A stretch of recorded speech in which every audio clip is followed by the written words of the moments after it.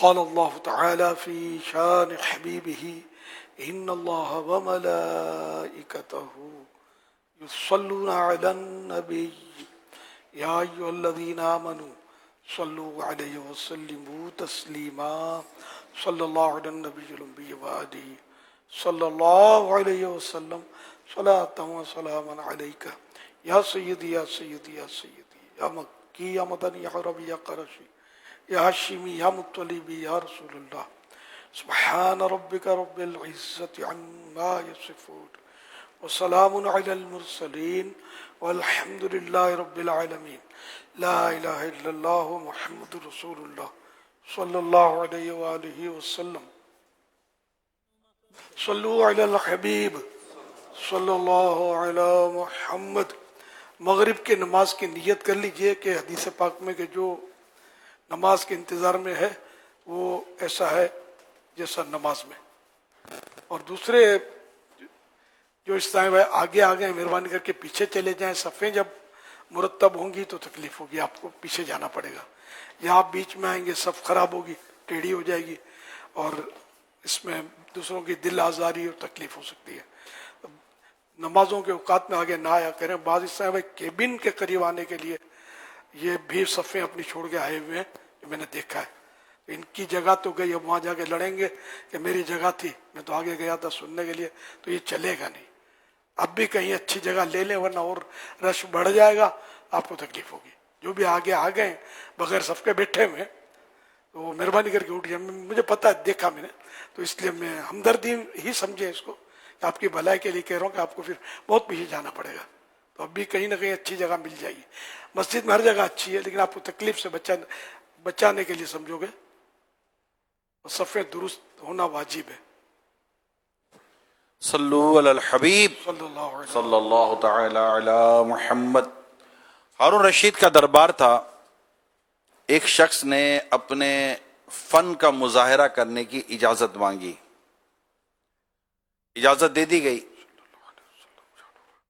اس نے دربار کے بیچوں بیچ ایک سوئی گاڑی, نڈل, اور سوئی گاڑی اور پھر تھوڑا فاصلے پر چلا گیا اور اپنے ہاتھ میں چند سوئیاں لیں. اب سارا دربار میں وہ حیرت ہے, دیکھ رہا ہے کہ ہو کیا رہا ہے. اس نے دور سے نشانہ لیا اور سوئی کو جیسے ہی پھینکتا ہے وہ, تو سوئی اس جو گڑی ہوئی سوئی تھی اس کے سوراخ ہول سے باہر نکل گئی. اس کو ناکا کہتے ہیں نا, اس سے باہر نکل گئی. لوگوں کی حیرت ہوئی کہ یہ کیسا نشانے باز ہے.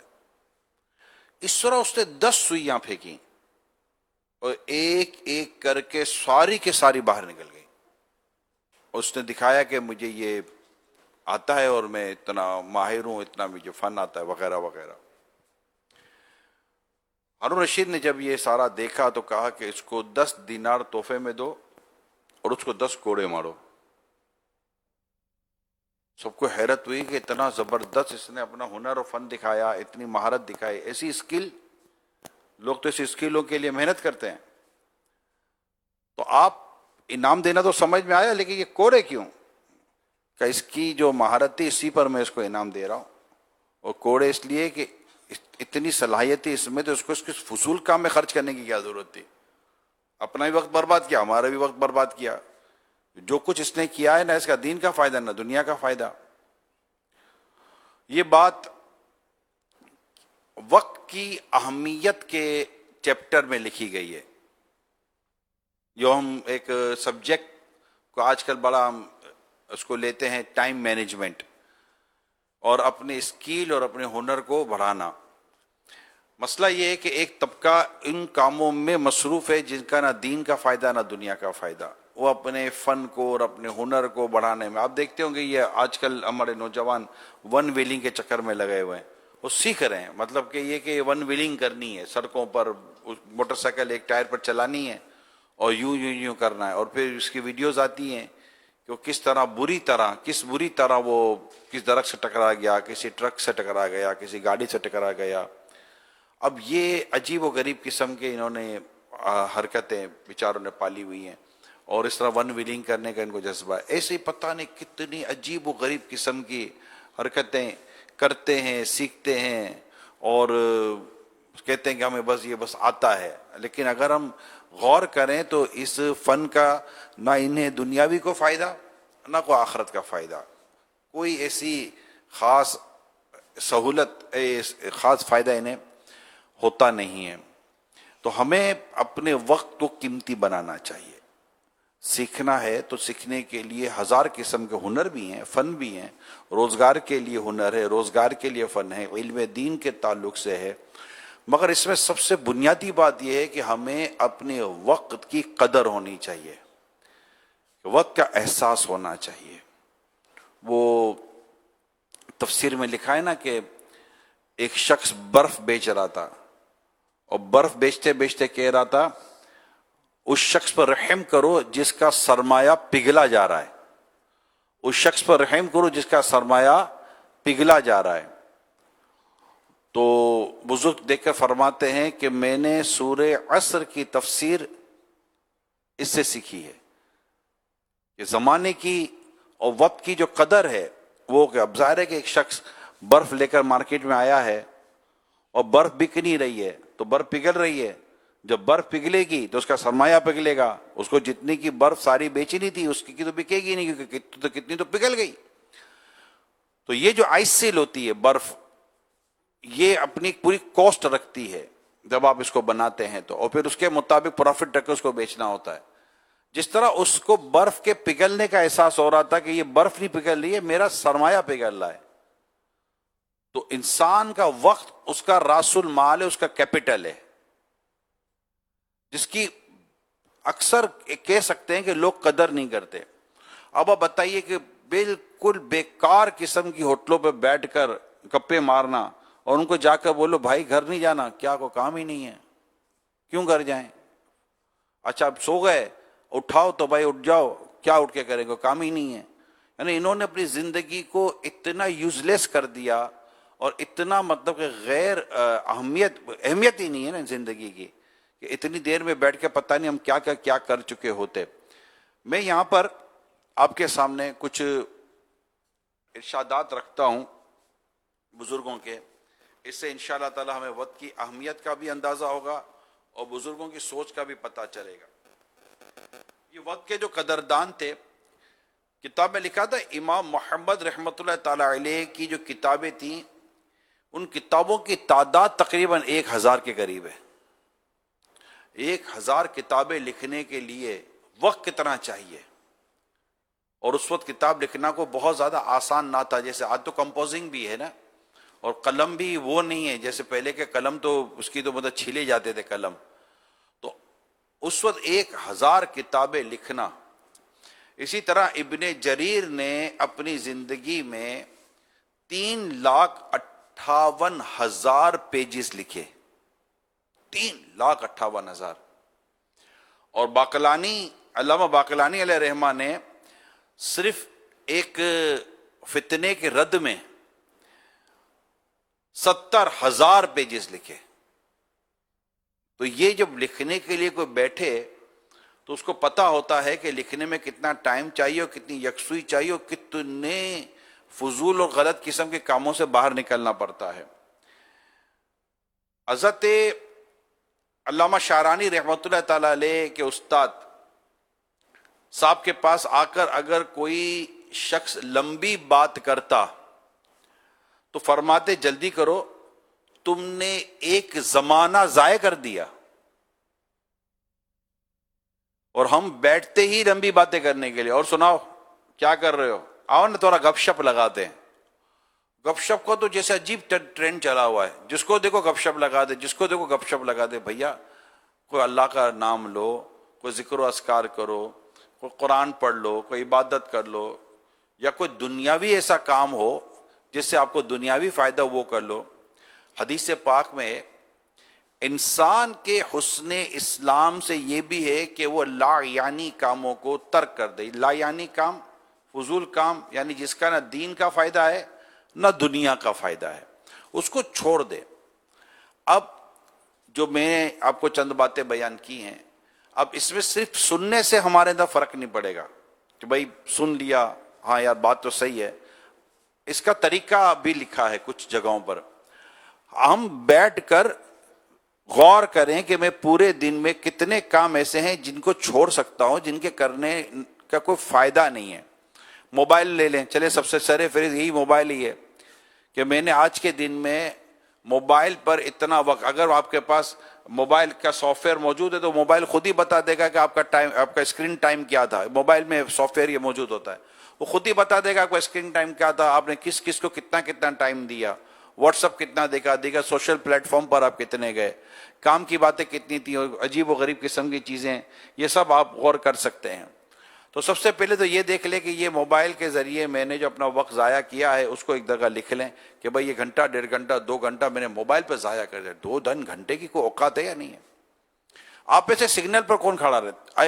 جو سگنل پر کھڑے رہتے ہیں ان کو اس بات کا اندازہ ہوگا کہ سگنل ہمارے یہاں جو ڈیجیٹل سگنل لگے ہوئے ہیں تقریباً 120 سیکنڈ کا ایک سگنل ہے. ایک سگنل کہیں کم کہیں زیادہ، لیکن میں 120 سیکنڈ کے سگنل کی آپ کو اگزامپل دے رہا ہوں. آپ کھڑے رہے، 120 سیکنڈ کا سگنل ہوا.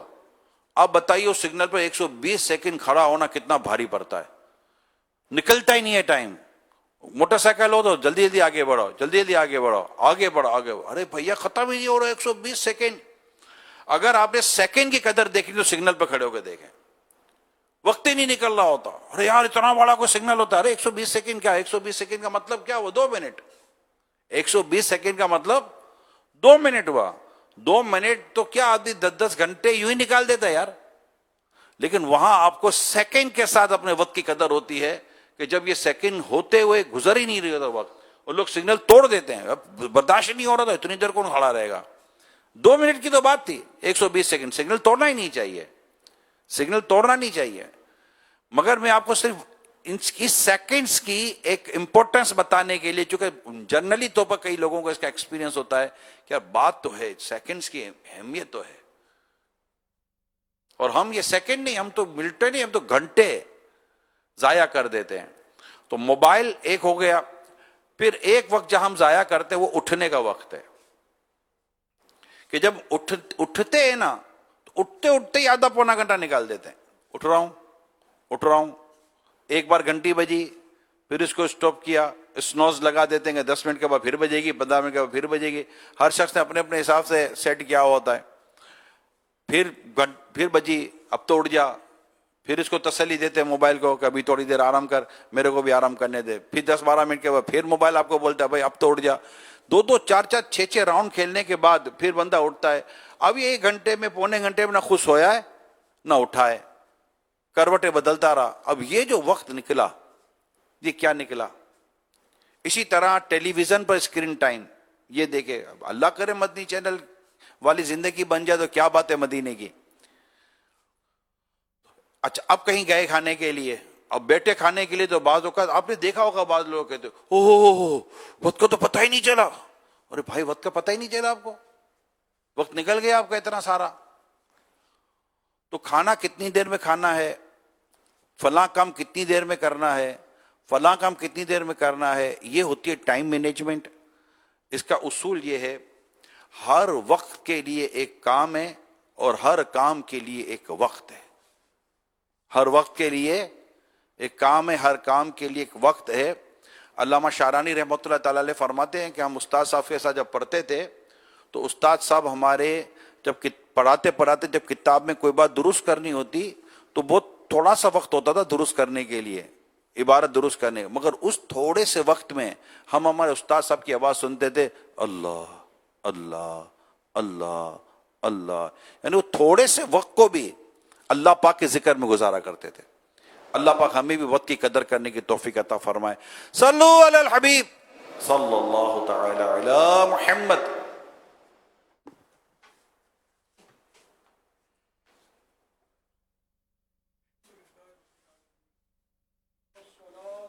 السلام علی خاتم النبیین اما بعد فاعوذ باللہ من الشیطان الرجیم بسم اللہ الرحمن الرحیم सलातु वस्सलामु अलैका या रसूल अल्लाह व अला आलिका व अस्हाबिका या हबीब अल्लाह। सलातु वस्सलामु अलैका या नबी अल्लाह व अला आलिका व अस्हाबिका या नूर अल्लाह।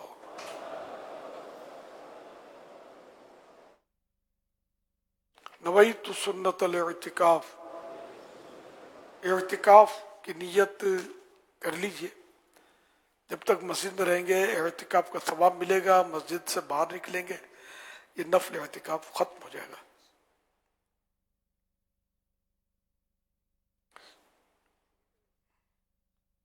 याद रखिए, मस्जिद में खाना पीना, सोना, सहरी, इफ्तार, आब जमजम शरीफ पीना, दम क्या हो पानी पीना, नियाज खाना वगैरह उसी सूरत में जायज़ होता है कि एहतिकाफ की नियत की हो। नहीं की थी तो आप कर लीजिए, इफ्तार का वक्त तो इफ्तार कर लीजिए। मुनासिब यह है कि एहतिकाफ की नियत सवाब के लिए करें और कुछ जिक्र दुरूद कर लें, चाहे तो 12 बार दुरूद शरीफ पढ़ लें। अब बेशक इफ्तार वगैरह करें। सल्लु अलल हबीब सल्लल्लाहु अला मुहम्मद। फरमाने आखिरी नबी सल्लल्लाहु अलैहि वसल्लम, जिसने जुम्मे के दिन नमाज असर अदा की, फिर अपनी जगह से उठने से पहले 80 बार ये दुरूद शरीफ पढ़ा। अल्लाहुम्मा सल्लि अला मुहम्मदिन नबिय्यिल उम्मी व अला आलिहि व सहबिहि वसल्लिम तस्लीमा, तो उसके 80 बरस के गुनाह बख्शे जाते और उसके लिए 80 साल की इबादत लिखी जाती है। सल्लु अलल हबीब सल्लल्लाहु अला मुहम्मद।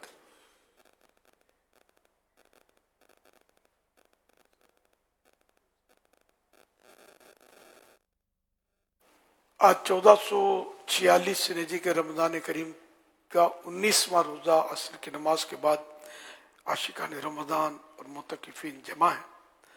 आलम मदीना मरकज़ फ़ैज़ान मदीना कराची में मदनी मुज़ाकरे का सिलसिला है। मदनी चैनल पर लाइव टेलीकास्ट हो रहा है। आप सवाल कीजिए, सवाल का जवाब वो भी बिस्वाब यानी दुरुस्त दे पाऊँ ये ज़रूर नहीं, भूल करता पाए फ़ौरन मेरी इस्लाह फरमाए। भूल होने की सूरत में मुझे शुक्रिया के साथ कबूल करता पाएंगे इंशाअल्लाहुल करीम। सल्लु अलल हबीब सल्लल्लाहु अलैहि मुहम्मद। अमीरुल सुन्नत ये इरशाद फरमा दें कि व्हाट्सएप में सलाम का जवाब देना कब ज़रूरी है। बाज़ औक़ात देखा जाता है कि ग्रुप चैट में भी सलाम किया जाता है और साथ ही नीचे कोई बात कर दी जाती है, जैसे कोई ब्लड डोनेशन के हवाले से, साले सवाब के हवाले से। तो ये इरशाद फरमा दें क्या इसका भी जवाब देना ज़रूरी होगा। व्हाट्सएप में सलाम से मुलाकात मफहूम होती हो, जैसे कि तबीयत पूछी, है मिसालें मेरे पास इस वक्त जहन से निकल गई हैं, लिखी है मैंने मिसालें कि कब यानी कि जवाब देना वाजिब होगा और कब नहीं होगा। तो जैसे ये जो 2-3 बातें बताई ना, ब्लड डोनेशन के लिए ऐलान किया, या जैसे कि बयान करने के लिए जो बाज़ औक़ात वो क्लिप बनाते हैं अपना, या इस तरह वो सलाम करते हैं नाज़रीन अस्सलाम वालेकुम, इनके जवाब वाजिब नहीं होते क्योंकि यहाँ ये मुलाकात मकसूद नहीं होती। इस तरह जैसे फिजिकली भी सवाल करने के लिए आया कोई आलिम से, तो आलिम पर जवाब वाजिब नहीं होगा जब सलाम करेगा ये कि ये मिलने नहीं आया, सलाम करने, ये सवाल करने आया। अब ज़िम्नन इससे सलाम किया, अच्छा किया, जवाब देना चाहिए, अच्छी बात है, सवाब का काम है। ना दिया तो गुनाहगार नहीं है कि वाजिब नहीं है इस पर, और दे देना चाहिए, वरना लोग बदगुमानी करेंगे कि मौलाना जवाब ही नहीं देता। ये बदजन होंगे लोग इनके अपने इल्म की कमी की वजह से। तो इनको गुनाह से बचाने के लिए भी जवाब देना चाहिए। तो इसी तरह कोई भिखारी आया तो सलाम किया, तो उसके भी जवाब वाजिब नहीं है। और भी बात लोग किसी काम के लिए आते हैं, जरा वो दे देना, ये रख देना, उसका क्या हुआ तो करके ये इस तरह आते जाते हैं। तो ये सलाम में तहियत नहीं कहलाता, मुलाकात का सलाम। सलाम तहियत बने, तो ये भी इस पर भी जवाब वाजिब नहीं होता.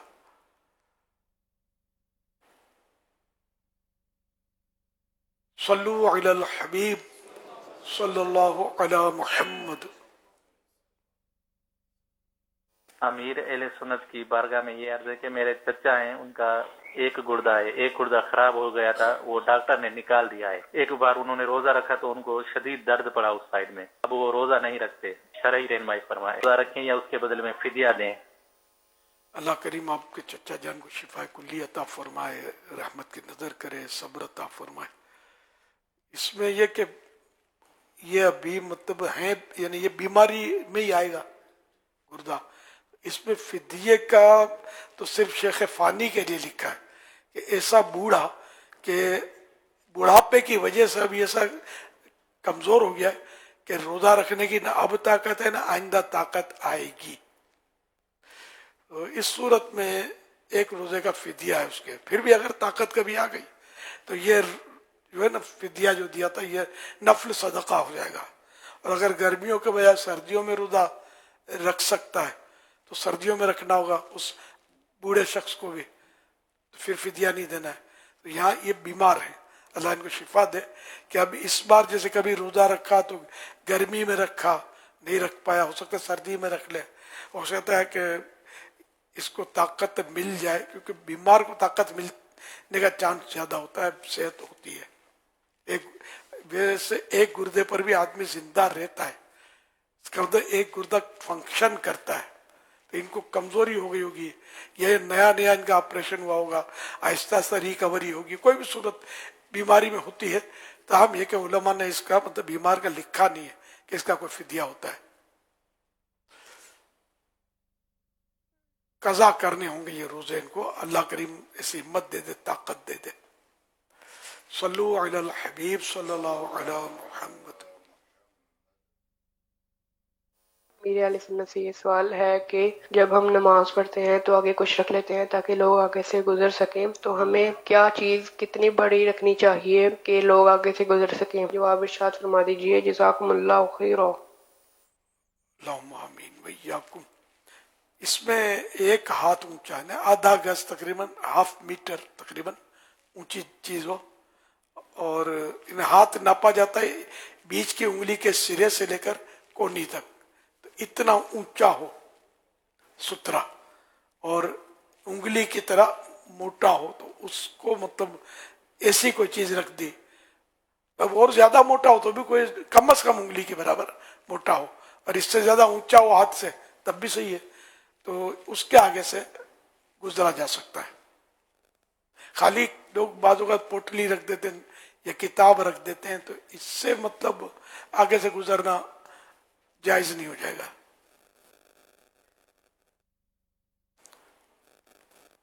सल्लु अलल हबीब सल्लल्लाहु अला मुहम्मद.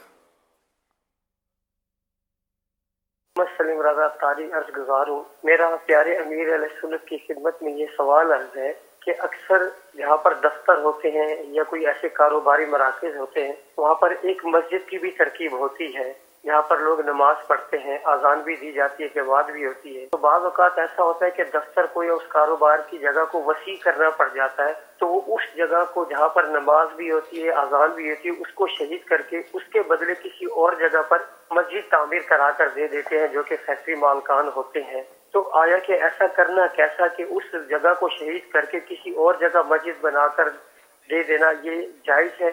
इस मामले में रहनुमाई इरशाद फरमा दीजिए. ये जो फैक्ट्रीज वगैरह होती है, ये आमतौर पर शायद जाए नमाज बनाते हैं, नमाज की जगह. तो अगर जाए नमाज है, मस्जिद की नियत नहीं की, तब तो उसको तब्दील करने में हर्ज नहीं है. अगर असल मालिक ने मस्जिद की नियत कर दी, लेकिन आम बोलचाल में मस्जिद ही बोलते हैं इसको, होती जाए नमाज है लेकिन बोलते हैं इसको मस्जिद है. ये खुद भी हो सकता है, इतना इल्म कहाँ होता होगा हर एक को. हाँ, बोलते हैं मस्जिद है. लेकिन असल तो नीयत के ऊपर डिपेंड करता है, और दूसरा मस्जिद जब इस जगह पर होती है तो उसको हैयत भी आमतौर पर मस्जिद की दे दी जाती है, वरना प्रेयर एरिया या नमाज पढ़ने की जगह वगैरह इस तरह का नाम आमतौर पे तो देते हैं. ये کوئی اہل علم ہوگا وہ دے گا، باقی عوام یہ اسی سے مسجد بنا لو.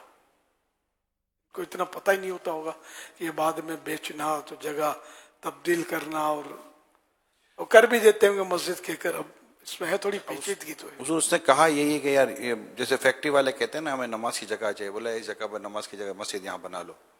تو اب کیا یہ کہنے سے وہ جگہ مسجد کے لیے وقف ہو جائے گی؟ جیسے میں ابھی لاسٹ ایک فیکٹری گیا تھا کراچی سے باہر ڈونیشن کے لیے، تو انہوں نے باقاعدہ مجھے بتایا کہ ہم نے یہاں مسجد بنائی ہے. اچھا وہ واقعی پوری کی پوری مسجد ہی تھی، جس کو ہم مسجد کہتے جیسے بالکل مسجد ہی والا نظام تھا. لیکن بعض اوقات لوگ فیکٹری کے اندر شیڈ بنا دیتے ہیں، کوئی کمرہ لگا دیتے ہیں یا کوئی اس طرح لگا دیتے ہیں، اس کو یہ نماز کی جگہ کے طور پر کہتے ہیں. لیکن عام آدمی اس کے لیے جو لفظ استعمال کرتا ہے نا، لفظ مسجد کا استعمال کرتا ہے. کیا لفظ مسجد استعمال کرنے سے وہ مسجد ہو جائے گی، وقف ہو جائے گی، کیا ہو جائے گی؟ یہ پھر باڑے ہوتے ہیں، یہ کیٹل فارم ہوتے ہیں، یہ مسجد بنائی ہے، امام بھی رکھ لیتے ہیں. تو یہاں تھوڑی پیچیدگی تو ہے، غور کر لیا جائے. انشاءاللہ اس کا جواب اگر طے ہو گیا کوئی تو بعد میں. صلو علی الحبیب صلی اللہ علیہ محمد. یہ سوشل میڈیا کے چند سوالات ہیں. خواتین جب کپڑے وغیرہ دھوتی ہیں تو صابن یا سرف کے چھینٹے پڑ جاتے ہیں، کیا ان کپڑوں سے نماز ہو جائے گی؟ اگر کپڑے پاک ہیں اور اس کے چھینٹے اڑتے ہیں تو کوئی حرج نہیں ہے. فیصل نوید لاہور، کیا روزے کی حالت میں دانت نکلوا سکتے ہیں؟ روزے کی حالت میں دانت نہ نکلوایا جائے کہ خون نکلتا ہے، اور نکلتا ہے ٹھیک ٹھاک نکلتا ہے بعض اوقات، تو اس کو حلق سے بچانا بہت مشکل ہو جائے گا، اس لیے رات کو نکلوایا جاتا دانت. احتشام کھپڑوں سے سوال یہ ہے کہ نماز میں سجدہ سہو کرنے کے لیے تحیات پوری یا یقوم الحساب تک پڑھیں، یا پھر اشہد ان لا الہ الا اللہ و اشہد ان محمد عبدہ و رسولہ تک پڑھ کر دائیں جانب سلام پھیر کر سجدہ سہو کریں؟ عبدہ و رسولہ تک پڑھ لیا تو یہ اب سجدہ سہو کے لیے سلام پھیرا جا سکتا ہے.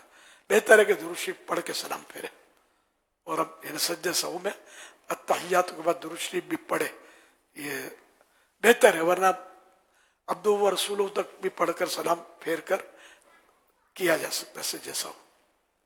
لیاقت، کیا زکوٰۃ نکالنے کے لیے ہر مال پر الگ سے سال گزرنا ضروری ہے؟ نہیں، ایسا نہیں ہے. ایک دفعہ صاحب نصاب ہو گیا تو اب اگلا سال پورا ہونے سے پہلے جو مال اسے حاصل ہوتا رہے گا وہ پچھلے مال کے ساتھ ملتا رہے گا. نیا سال اس پہ گزرنا ضروری نہیں ہے. امیر اہل سنت کی بارگاہ میں عرض ہے کہ بالغ لڑکا جو ابھی کماتا نہیں ہے، اسے جو والد کی طرف سے ماہانہ جیب خرچ ملتی ہے، تو کیا وہ اس میں سے اپنا خود فطرانہ ادا کر سکتا ہے؟ اگر صاحب نصاب ہے وہ تو فطرہ تو اس پر واجب ہو جائے گا، جبکہ وہ عید الفطر کے دن صبح صادق کے وقت صاحب نصاب ہو، فطرہ واجب ہو جائے گا اس پر.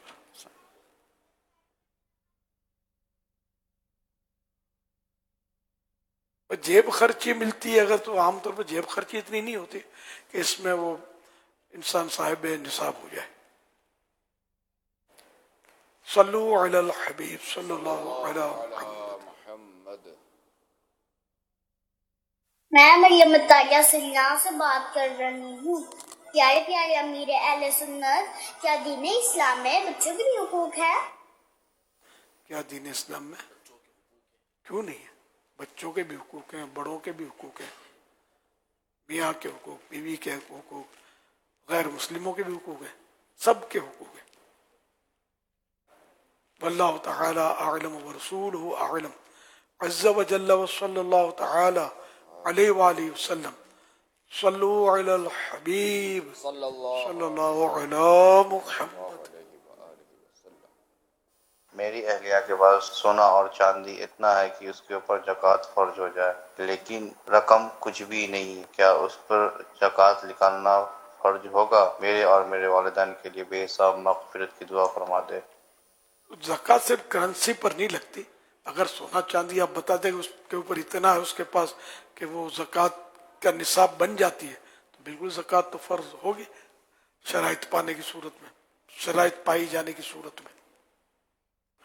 सल्लु अलल हबीब सल्लल्लाहु अलैहि वसल्लम। इसमें ये मशवरा दिया जा सकता है कि जो आपके पास सोना या चांदी है जो आपके पास रखा हुआ है, जिस पर आपका ज़कात फ़र्ज हो रही है, जो खुद कह रहे हैं, तो उसमें से कोई इतना सा सामान निकाल लें। जैसे मिसाल अगर 5 लाख की ज़कात फ़र्ज हुई है तो उसमें से कोई इतनी चीज़ निकाल लें जिसकी मालियत 5 लाख बनती है, तो वो 5 लाख की चीज़ सोने वो ज़कात में दे दे, जो 5 लाख का कैश ज़कात में दे दे, क्योंकि इसमें ये सोना चांदी है ही कैश।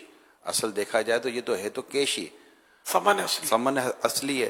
तो अब ये कोई कहे कि मेरे पास की करेंसी है, मेरे पास की नोटें नहीं है, कागज़ की नोटें नहीं है कि मैं दे सकूं, तो ये इतना बड़ा मतलब कि सोने का गट्ठा जो है वो मतलब कि वो माल ही तो है। तो इसमें औरतें भी इसी तरह करती हैं कि हमारे पास पैसे थोड़ी है कि हम अपने सोने की ज़कात दे सकें। तो भाई एक बाली बेच दो, एक अंगूठी बेच दो, एक कोई ऐसी चीज़ बेच दें तो आपके पास इतने पैसे आ जाएंगे। या तो उसी कीमत की ज़कात दे दें कि अगर वैल्यू अगर उसकी आपकी ज़कात जितनी है, या उसका कैश लेकर आप कैश ज़कात में दे दें।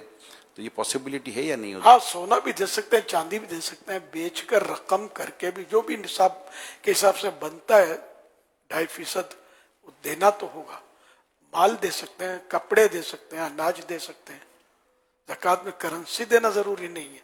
कई लोग ऐसे होते हैं जिनके पास प्रॉपर्टी के काम होते हैं, तो उनके पास प्लॉट्स होते हैं, इनकी फाइलें होती हैं, तो वो अपनी फाइलें जो होती हैं उनके पास कैश नहीं होता, उनके पास ये प्लॉट्स पड़े हुए बेचने के लिए, तो वो उस फाइलें जो होती है वो उसकी जो करंट वैल्यू होती है, जो लेने वाले होते हैं वो उसके हिसाब से फाइलें दे देते हैं, ये प्लॉट दे देते हैं, भाई हमने ज़कात में दे दिया। तो जिसको ज़कात निकालनी है उसके बाद ज़कात निकालने के लिए तो रास्ते तो मौजूद उमूमन होते हैं।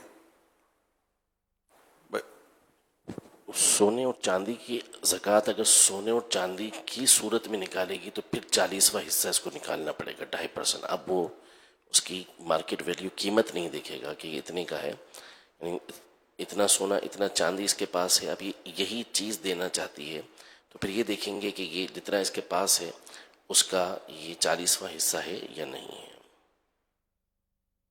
अगर सिर्फ सोना अगर होगा तो सिर्फ सोना 1 रुपया भी नहीं, फिर तो 7.5 तोला जब होगा तब फर्ज होगी ना। उसने चांदी 52.5 तोला, वो दोनों हो तो 52.5 तोला। अमीर अहले सुन्नत की बारगाह में सवाल अर्ज यह है कि जैसे कि हदीस मुबारक का मफहूम भी है कि जब कोई बंदा खाना खाते वक्त बिस्मिल्लाह शरीफ ना पढ़े तो शैतान उसके साथ खाना खाने में शामिल हो जाता है। तो क्या रमज़ान शरीफ के अंदर अगर कोई बंदा खाना खाते वक्त बिस्मिल्लाह शरीफ नहीं पढ़ता तो क्या शैतान उसके साथ शामिल हो जाएगा, जबकि रमज़ान शरीफ में शैतान तो कैद होता है? बिस्मिल्लाहिर्रहमानिर्रहीम पढ़ना तो सुन्नत है ना, तो सुन्नत तो अदा करनी है, रमज़ान में ज़्यादा अदा करनी है, सवाब बढ़ जाता है। अब ये कि शैतान कैद होता है, कौन सा शैतान कैद होता है? इब्लीस कैद होता है, सरकश जिन्नात कैद होते हैं, मुख्तलिफ इसकी वो रिवायतें और अक़वाल हैं। और अपने साथ एक शैतान पैदा होता है, जब बच्चा पैदा होता है तो वो शैतान कैद नहीं होता, जिसको हमजाद बोलते हैं, हो सकता है वो खा जाता हो। अब इसमें ये कभी सराहत मुझे पढ़ना याद नहीं पड़ती कि ये वही इब्लीस जो बड़ा शैतान है सबसे, जिसने सजदे का इनकार किया था और जिसको अल्लाह पाक ने, जिसको कुरान करीम में जिक्र है, काना मिनल काफिरीन, मुकाफिरों से हो गया, और लानती ला यौमिद्दीन, हमेशा के लिए उसको लानत का तोक डाल दिया गया कि आया वही खा लेता है या कौन सा शैतान खाता है? वो भी खाता हो तो कैदी को खाना तो मिलता ही है, और शैतान कैदी को खाना तो मिलता ही है ना। कैदी को खाना तो मिलता है, अच्छा यूं नहीं, मगर वो बिस्मिल्लाह ना पढ़ो तो खा लेता, तो क्या कैद से छूट कर आ जाता है कि गालिब अक्सरियत तो बिस्मिल्लाह नहीं पढ़ती, गैर मुस्लिम को बिस्मिल्लाह पढ़ने से क्या ताल्लुक है? अगरचे कि उसके रिवायत के ऊपर सनद के ऊपर सख्त कलाम है, लेकिन वो रिवायत तो मौजूद है, पुरानी वाली फिजान सुन्नत में भी थी। वो शैतान, मोमिन का शैतान और काफिर का शैतान आपस में मुलाकात होती है खाने पीने, तो इससे यही है कि जो इसके साथ होता है वो खाता पीता है इससे। जी जी। मैं मोहम्मद सिद्दीक अत्तारी, अरब शरीफ से। आजकल की नौजवान नस्ल रमजान के अलावा ये रमजान में देर तक जागती है और सुबह देर से उठती। इस मामले में बताएं, देर से जागने में और सुबह देर से उठने में क्या नुकसानात हैं? इस मामले में कुछ इरशाद फरमाएं। اصل ہر جگہ جاگنے کا رواج نہیں ہوتا. ایک تو یہ بڑے شہروں کے بعض علاقے ہوتے ہیں اس میں جاگنے کے کچھ لوگ جاگتے ہیں, سب پھر بھی نہیں جاگتے. اور گاؤں گوٹھوں میں دیہاتوں میں جاگنے کا اتنا نہیں ہوتا رجحان, جن کو صبح کام دھندے کرنے ہوتے. تو یہ مختلف اقوام میں یہ ہے, دنیا بھر میں بھی یہ جاگنے کا رواج ہو یہ ضروری نہیں ہے. تاہم یہ کہ سب سے بڑا پرابلم یہ ہے کہ جاگنے میں ہمارے ہاں کرکٹ کے میچ کھیلتے ہیں لوگ, بتیاں لگاتے ہیں اور رات کو ہو سکسر چوکے اور چھکے لگا رہے ہوتے ہیں, اور نہ سوتے ہیں نہ سونے دیتے ہیں, اور لوگوں کو مطلب جو پریشان کرتے ہیں نا, یہ سب سے بڑا میں نے تکلیف دے اس میں یہ نوٹ کیا ہے اور سنا ہے کہ مطلب یہ بہت بڑھ چکا یہ کلچر اب گلی محلے میں کھیلنے کا. خیر گلی محلے میں پہلے بھی کھیلتے تھے, ہم جب چھوٹے تھے جب بھی ہم نے دیکھا تھا کھیلتے تھے. تو اب ہو سکتا ہے بڑھ گیا ہو یا ہو سکتا ہے گھٹ گیا ہو, سوشل میڈیا نے اس میں کوئی شیئر کر لیا ہو اپنا مصروف کر کے. سوشل میڈیا میں جو مصروف ہوگا وہ کھیلے گا نہیں. تو اب اللہ بہتر جانے, اب گلی محلوں میں جانے کا مجھے تو موقع ملتا نہیں ہے. تو جو بھی ایسا کرتے ہیں کہ جس سے اپنا کھیل کود کرتے ہیں تو یہ بھی مطلب غلط کرتے ہیں, دوسروں کو تکلیف پہنچاتے ہیں یہ بھی غلط کرتے ہیں, اور اپنا وقت برباد کرتے ہیں یہ بھی غلط کرتے ہیں. بہت قیمتی وقت ہے, اور شروع میں اپنے بیان جنہوں نے سنا ان کو بھی کچھ نہ کچھ احساس ہوا کہ وقت انمول ہے. اور ویسے بھی ایک سانس جو ہم نے لے لی اب دنیا کی کوئی طاقت اس کو لوٹا نہیں سکتی, نہ کوئی رقم دے کر ہم اس کو خرید سکتے ہیں. وہ گئی, اور یہ ہر سانس موت کی طرف ایک قدم ہے. تو یہ مطلب اپنا وقت بھی برباد کرتے ہیں, صحت بھی خراب ہوتی ہے. رات اللہ پاک نے آرام کے لیے بنائی ہے, وہ نومکم سباتا کے آگے اللہ الذی جعل لکم اللیل لتسکنوا فیہ, اللہ پاک نے رات اس لیے بنائی ہے تاکہ تم اس میں سکون پاؤ, یعنی آرام کرو. تو یہ کہ رات آرام کے لیے بنائی ہے. رات کا سونا اور دن کا سونا اس میں فرق ہے. رات کا سونا صحت بخش ہوتا ہے, اور دن کے سونے میں مطلب یہ اس کا کچھ یہ پرسنٹیج ہے کہ اتنا پرسنٹ اس کو آرام ملتا ہے, رات کے مقابلے میں زیادہ آرام ملتا نہیں ہے. چاہے اتنے ہی گھنٹے وہ سو لے دن کو. شاید اس کی وجہ یہ ہو کہ دن کو شور شرابہ, روشنی, بچوں کا گھروں میں شور, اور اس طرح رکاوٹیں دن کو زیادہ ہوتی ہیں, رات کو رکاوٹیں کم ہوتی ہیں, پرسکون ماحول ہوتا ہے. نہ گاڑیوں کا شور نہ بچوں کا شور, مطلب آدمی کو اندھیرا بھی ہوتا ہے تو سکون سے نیند آتی ہے. یا جو بھی ہو, تو بہرحال کہ قرآن کریم میں رات کو آرام کے لیے وہ بتایا گیا کہ آرام کے لیے بنائی گئی ہے. ہاں جو لوگ عبادت کرتے ہیں وہ مستثنا ہے, کہ رات جاگ کر عبادت کرنا بھی ثابت ہے. لیکن کرکٹ میچ کھیلنے والے راتوں کو یہ تو عبادت نہیں کر رہے ہوتے, اور جو گپے مارتے ہیں گپ شپ کرتے ہیں یہ تو عبادت تو نہیں کر رہے ہوتے. یا تاش کھیلتے ہیں, لوڈو کھیلتے ہیں, وہ شطرنج کھیل رہے ہوتے ہیں, پتہ نہیں کئی طرح کے گیم کھیل رہے ہوتے ہیں. اب یہ کہ یہ سب میرا خیال ہے اس پہ آ گیا ہوگا موبائل میں, سوشل میڈیا میں, اس میں بھی طرح طرح کے گیم, میوزک اور کیا کیا مطلب چل رہا ہوتا ہے. مطلب بہت سارے گناہ یہ روزہ رکھنے والے بھی کر رہے ہوتے ہیں. تو ان سب کو توبہ کرنی چاہیے اور اس سے باز رہنا چاہیے. صلو علی الحبیب صلی اللہ تعالی علی محمد. امام ربانی شیخ عبد الوہاب شعرانی اور شیخ المحدثین شیخ عبد الحق محدث دہلوی اور علامہ محمد بن یحییٰ حلبی رحمۃ اللہ علیہ فرماتے ہیں کہ ہمارے غوث پاک رحمۃ اللہ علیہ کو اللہ پاک نے ایسا علم عطا فرمایا تھا کہ آپ 13 علوم میں تقریر فرمایا کرتے تھے. پیارے پیارے اسلام بھائیو, الحمدللہ امیر علیہ سنت ہمیں ایسی شان والے غوث پاک رحمۃ اللہ علیہ کا مرید بناتے ہیں. جی ہاں, جو امیر علیہ سنت سے مرید ہو جاتے ہیں وہ غوث پاک رحمۃ اللہ علیہ کے مریدوں میں شامل ہو جاتے ہیں. اسلامی بہنیں شوہر یا والد وغیرہ کی اجازت کے بغیر بھی بیعت کر سکتی ہیں. اسکرین پر جو نمبر دکھایا جا رہا ہے اس پر اپنے نابالغ بچوں کے نام عمر وغیرہ بھیج دیجئے، انہیں بھی امیر علیہ سنت کے مریدوں میں شامل کر لیا جائے گا۔ جو پہلے سے کسی پیر کامل کے مرید ہیں بیت برکت حاصل کر لیں، یعنی طالب ہو جائیں۔ امیر علیہ سنت کہیں مرید ہوتا ہوں میں تو آپ کہیں طالب ہوتا ہوں میں امیر علیہ سنت سے عرض کرتا ہوں کہ جو اسلامی بھائی اور اسلامی بہنیں مرید ہونا چاہتے ہیں انہیں اپنے مریدوں میں شامل کر لیں۔ صلو علی الحبیب صلی اللہ علی محمد، الصلاۃ والسلام علیک یا رسول اللہ وعلی آلک واصحابک یا حبیب اللہ، لا الہ الا اللہ محمد الرسول اللہ صلی اللہ علیہ وآلہ وسلم۔ توبہ کرتا ہوں میں اپنے تمام پچھلے گناہوں سے اور آئندہ اللہ اور رسول کی نافرمانی نہیں کروں گا، بد مذہبوں اور برے لوگوں کی صحبت سے بچتا رہوں گا،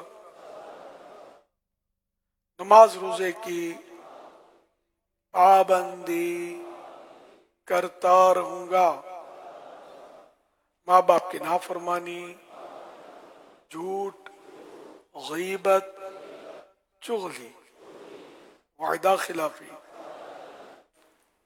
گالی گلوچ، فلمیں، ڈرامے، گانے باجے، بے پردگی وغیرہ وغیرہ گناہوں سے بچتا رہوں گا۔ مرید ہوتا ہوں میں آپ کا اور آپ کے ذریعے سرکار بغداد حضور غوث پاک شیخ عبد القادر جیلانی رحمت اللہ علیہ کا۔ اے اللہ پاک مجھے جناب غوث اعظم کے مریدوں میں قبول فرما اور قادری رضوی سلسلے کی برکتیں نصیب فرما۔ صلاۃ والسلام علیک یا نبی اللہ وعلی آلک واصحابک یا نور اللہ۔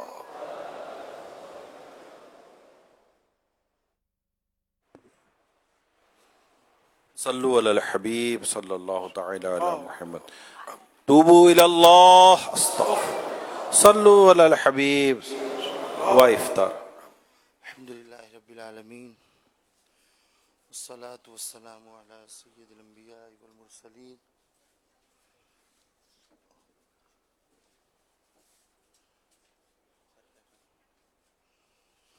سر خم ہاتھ میرا اٹھا ہے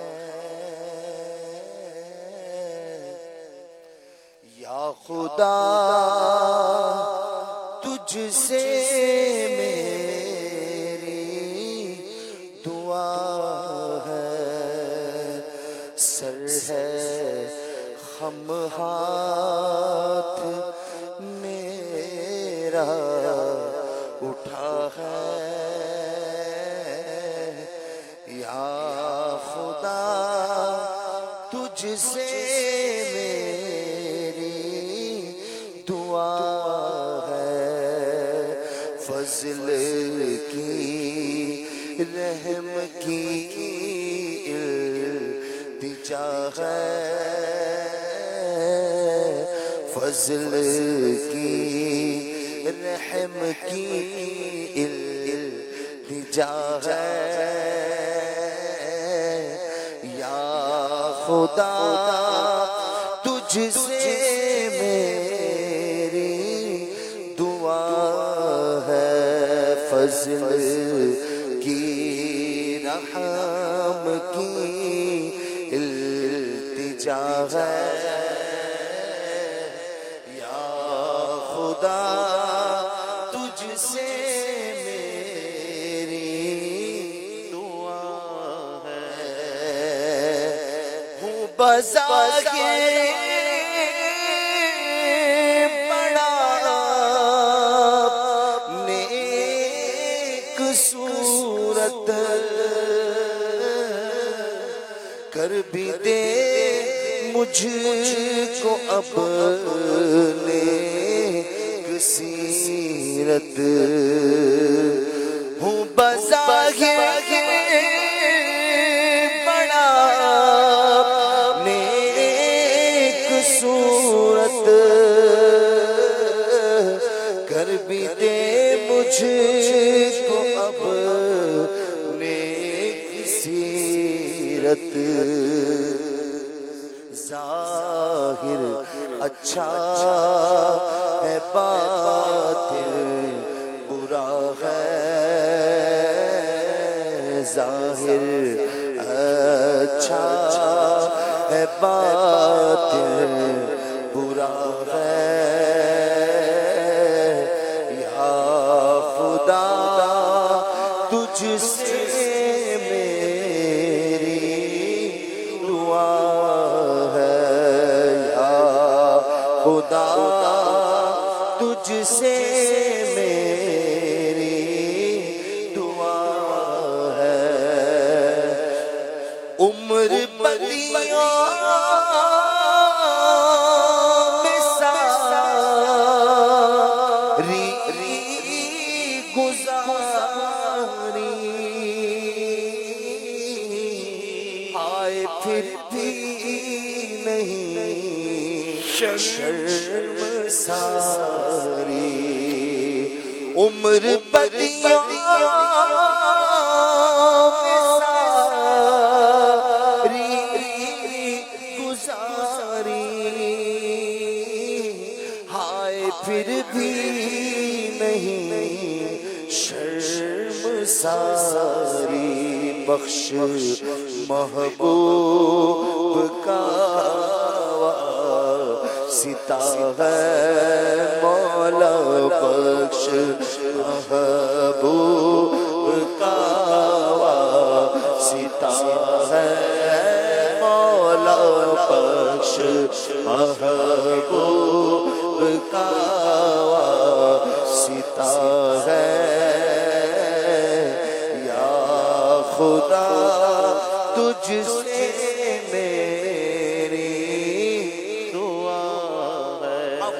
رحمت بخشش کا سائل ہوں نہایت گنہگار و غافل عفو و رحمت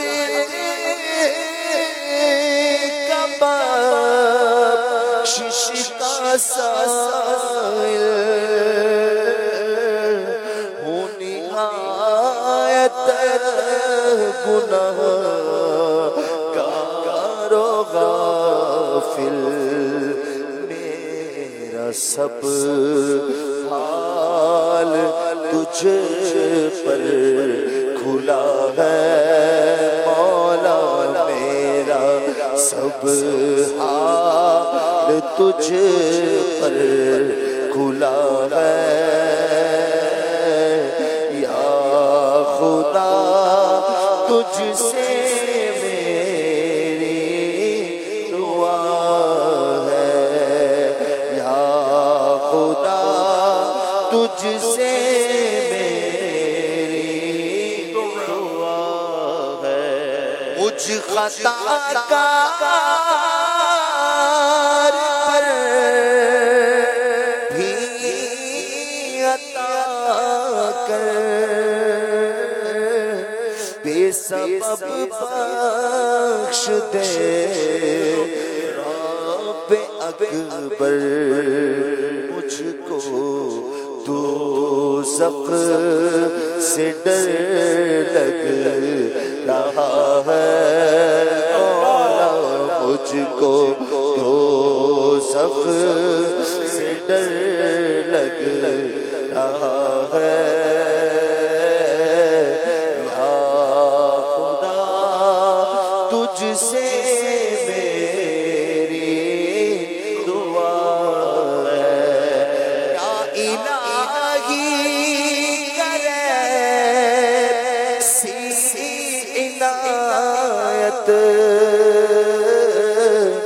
دے دے ایمان پر استقامت تجھ سے عطار کے التجا ہے مولا تجھ سے عطار کے التجا ہے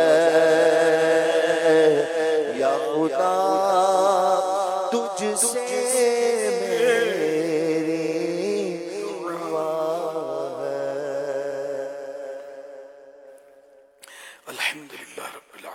والصلاة والسلام على خاتم النبيين يا أرحم الراحمين يا أرحم الراحمين يا أرحم الراحمين يا ربنا يا ربنا يا ربنا يا ربنا يا ربنا يا الله يا رحمن يا رحيم جزا الله عنا سيدنا ومولانا محمدا صلى الله تعالى عليه وآله وسلم ما هو أهله اللهم سلمني من رمضان وسلم رمضان لي وسلمه مني اللهم ربنا آتنا في الدنيا حسنة وفي الآخرة حسنة وقنا عذاب النار یا رب المصطفیٰ جل جلالہ صلی اللہ تعالی علیہ وآلہ وسلم آج رمضان کریم کا 19واں روزہ پورا ہونے پر ہے. اللہ پاک عشر رحمت آیا تشریف لے گیا, عشر مغفرت آیا اب وہ بھی آخری سلام بھر رہا ہے. اللہ پاک ہماری مغفرت ہوئی یا کیا ہم نہیں جانتے. اے اللہ پاک جن کی مغفرت ہوئی انہی کا صدقہ ہماری بھی مغفرت کر دے, ہماری بے حساب مغفرت کر دے. اے اللہ پاک ہمارے ماں باپ کی, ہمارے زندوں کی, ہمارے فوت شدگان کی مغفرت کر دے سب کو. اے اللہ پاک ہم سب, ہمارے خاندان کو, اے اللہ پاک ہمارے دیگر پڑوسیوں کو اور ہمارے اسلامی بھائیوں کو, اسلامی بہنوں کو بخش دے. اے اللہ پاک ساری امت کی مغفرت فرما. یا اللہ پاک ساری امت کی مغفرت فرما. اے اللہ پاک ساری امت کی مغفرت فرما. مغفرت کا تجھ سے سوالی دھرنا اپنے در سے نہ خالی. مغفرت کا تجھ سے سوالی کرنا اپنے در سے نہ خالی. مجھ کو نوگار کی التجا ہے, مجھ کو نوگار کی التجا ہے. یا خدا تجھ سے میری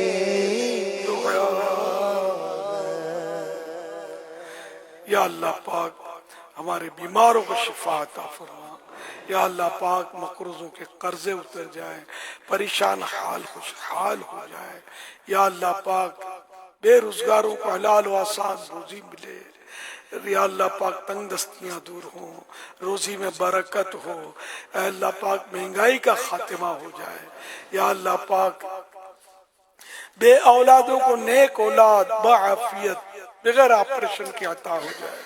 بیٹیوں کے طلبگاروں کو بیٹیاں دے دے, بیٹوں کے طلبگاروں کو بیٹے عطا فرما دے. الہ العالمین جن پر جھوٹے کیس بنے ختم ہو جائیں. یا اللہ پاک مظلوم قیدیوں کو رہائی نصیب ہو جائے. یا اللہ پاک جن کے روٹھے ہیں من جائیں، جن کے بچھڑے ہیں مل جائیں، گھریلو ناچاکیاں دور ہوں یا اللہ پاک، گھریلو جھگڑے ختم ہوں، گھر امن کے گہوارے بن جائیں الہ العالمین۔ ہمارے دلوں سے مسلمانوں کا بغض و کینہ ختم ہو جائے یا اللہ پاک، امت بخشی جائے، گناہوں کا سلسلہ ختم ہو جائے، نیکیوں کا دور دورہ ہو جائے یا اللہ پاک۔ سوشل میڈیا پر جو گناہ کیے جا رہے ہیں ان سے بھی سچی توبہ نصیب ہو جائے، اور ان میں وقت برباد کرنے کے بجائے ہمیں ذکر و درود کی توفیق مل جائے اور درست استعمال سوشل میڈیا کا کرنے کی سعادت ملے۔ گناہوں برا اور فضول استعمال کی جو عادتیں یہ ختم ہو جائیں، سچی توبہ نصیب کر دے یا اللہ پاک۔ ہمیشہ ہمیشہ کے لیے ہم سے راضی ہو جا الہ العالمین۔ ہمیں جہنم کے عذاب سے نجات عطا فرما یا اللہ پاک۔ ہمارے وطن عزیز کی حفاظت فرما، اسلامی سرحدوں کی حفاظت فرما، اسلام کا بول بالا فرما، دشمنان اسلام کا منہ کالا فرما۔ اے اللہ پاک، مسلمانوں کو ایک اور نیک بنا دے، ہماری مسجدیں آباد ہو جائیں الہ العالمین، عیش کوشیوں کے اڈے ویران ہو جائیں الہ العالمین۔ جو نوجوان گلیوں میں کرکٹ کھیلتے ہیں، خود بھی اپنا وقت برباد کرتے ہیں اور دوسروں کو بھی پریشان کرتے ہیں، ان کو ہدایت دے کہ یہ رمضان کی گلیوں میں راتوں کو کھیل کھیل کر اپنا وقت برباد نہ کریں، اپنا اعمال نامہ سیاہ نہ کریں، بلکہ تیرا ذکر کریں، تجھے یاد کریں، نمازیں پڑھیں، تراویح پڑھیں، تلاوتیں کریں، اور ہم سب کو یہی نیک توفیق عطا فرما۔ کہتے رہتے ہیں دعا کے واسطے بندے تیرے، کر دے پوری آرزو ہر بے کس و مجبور کی۔ الہی آ گیا رمضان کا آخری عشرہ، رہائی نار جہنم سے ہوتا یا رب، رہائی نار جہنم سے ہوتا یا رب، مغفرت کا عشرہ تو مغفرت فرما، میری تجھے مگر رمضان کا واسطہ یا رب، تیرے کرم سے ملا مغفرت کا عشرہ، رہائی نار جہنم سے ہوتا یا رب۔ صلو علی الحبیب صلی اللہ علی محمد۔ عاشقان رسول متوجہ ہو، کراچی میں افطار کا وقت ہو چکا ہے، کراچی میں افطار کا وقت ہو چکا ہے، کراچی میں افطار کا وقت ہو چکا ہے۔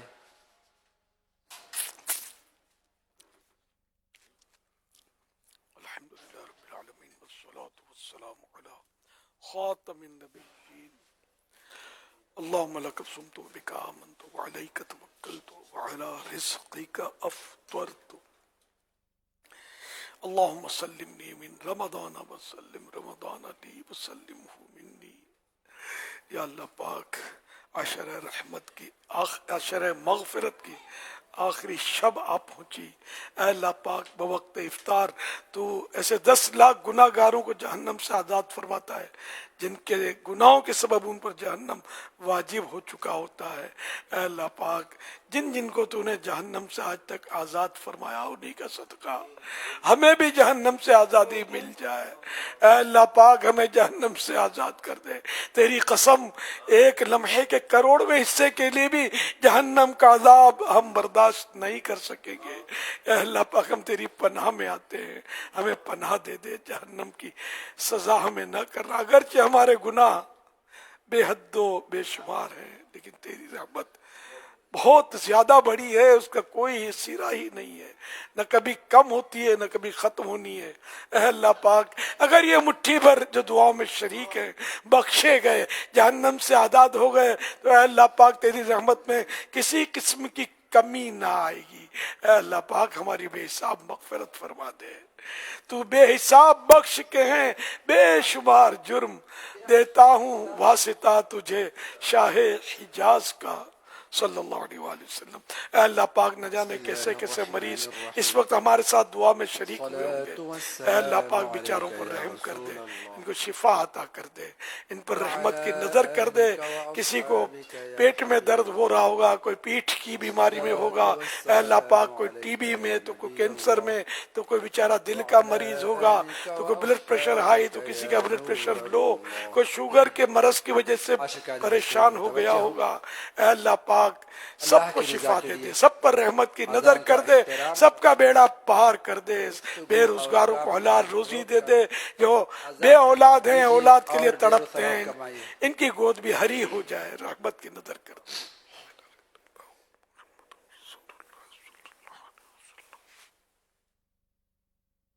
اللہ اکبر، اللہ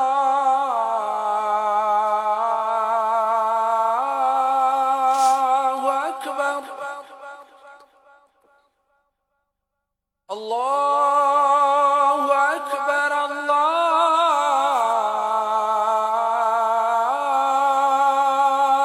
اکبر،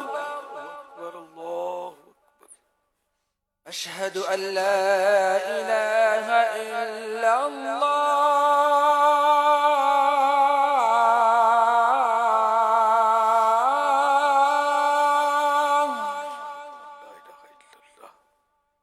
اشہد ان لا الہ الا اللہ،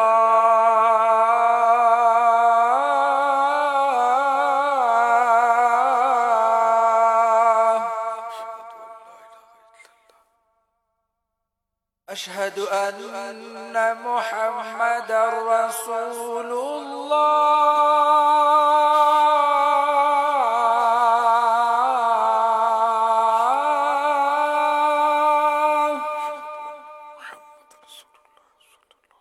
اشہد ان محمد رسول اللہ،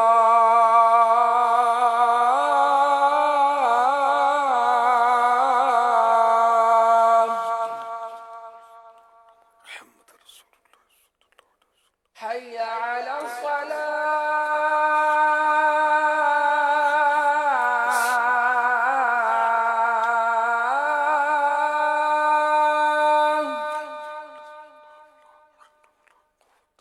حي على الصلاة،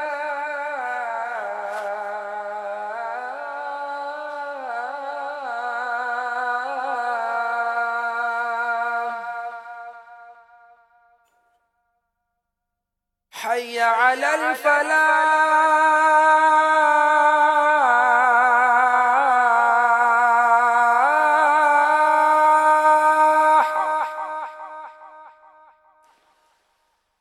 حي على الفلاح،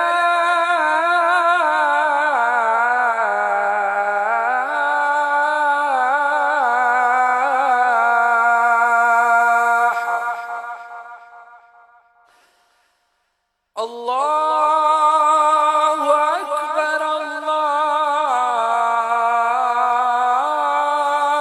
اکبر،